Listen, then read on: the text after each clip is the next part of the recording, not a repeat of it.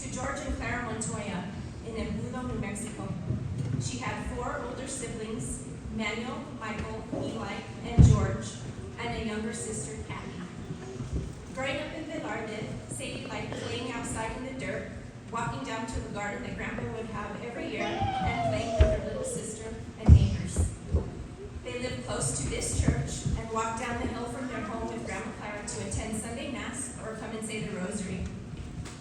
Sadie attended Velarde Elementary, St. Anthony's Catholic School, JFK Middle School, and graduated in 1978 from Espanola Valley High School.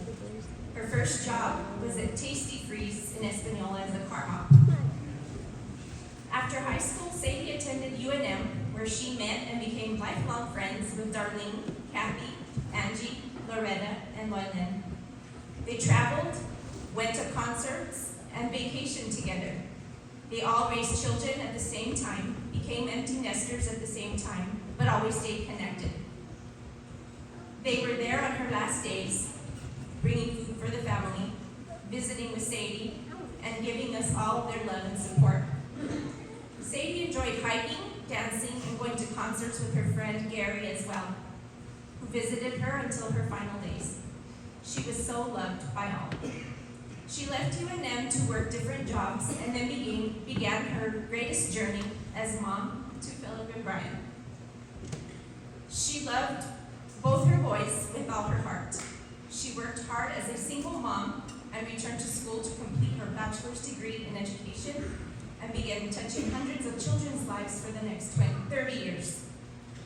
She not only was a tremendous teacher, but also became a part of many of her students' families, attending their family gatherings, and spreading her love and laughter along the way. She taught many children, some with special needs, bilingual children, and even taught in the state level for 2 years. She went on to receive her master's degree and adored being a teacher even when it wore on her. She was such a special teacher. One of her prior students commented that she had saved some of his projects from kindergarten and gave them to him as a gift when he graduated from high school. That's the kind of special teacher that she was. In 2017, she was blessed with a granddaughter, Esme, whom she adored with every fiber of her being. She loved having Ezzy all to herself, and if you could see the better Ezzy at Grammys, you would see how much fun Sadie had being a grandma. Sadie loved Roman and Nathaniel as well, always bragging about how she loved watching them at jiu-jitsu practice. She was blessed in every way. Philip, Esme, Vanessa, Philip's fiance, and her children, Remy, Michelle, Mariah, and Brian, Shannon, Brian's partner, and her boys, Nathaniel and Roman, were all deeply loved by Sadie. She enjoyed going to parks, family outings, attending Esme's performances, taking the grandkids and Coco for pictures with Santa, and just spending time with her boys and their families.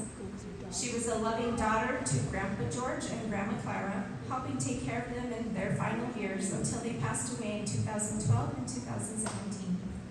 She had a loving brother, Georgie, who passed away in 2011. She is now at their side in heaven, joining them and watching over us all. One of Sadie's favorite things was to put up her huge Christmas tree and decorate it with hundreds of ornaments, and then make a fun contest on social media to see if anyone could guess the exact number of ornaments that there were on the tree. Her last contest was in 2020 when Connie was the winner, guessing 276 ornaments, when the official count was 272 ornaments. Connie's prize, a bottle of wine, of course. A total of 128 people participated in that contest. She loved baking and decorating cookies, making a mess of different colors, but always made it a fun activity. She greatly enjoyed the holidays with her family. Another of her greatest joys was having her support pup, Coco. He was always at her side, traveling with her, driving around with her, and just being her best friend. He spent her final hours laying at her side. Along with her sons, Brian and Philip, Sadie's brothers, Manny, Michael, and Eli, all worked tirelessly to help Sadie with doctor's appointments, hospitalizations, treatments that possessions, and whatever she needed during this journey. Her sisters-in-law, Maxine, Connie, Debbie, and Eileen, whom Sadie joked around had been around longer than some of the furniture, helped in every way possible with appointments, hospitalizations, cooking, cleaning, and washing endless laundry. Kathy and Sadie's favorite brother-in-law, Sam, who were far away, always attempted to give as much support as possible, even if it was only with a text or a call to check on her. In the end, her sons, their families, siblings and spouses, and nieces and nephews were all able to be at her side to say their goodbyes.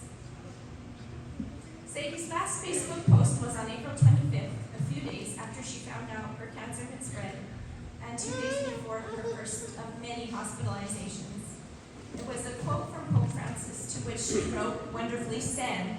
It read, "The walls of hospitals have heard more honest prayers than churches. They have witnessed far more sincere kisses than those at airports.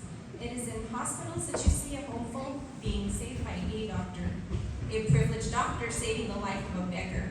In intensive care, you see a Jew taking care of a racist, a police officer and a prisoner in the same room receiving the same care, a wealthy patient waiting for a liver transplant, ready to receive the organ from a poor donor.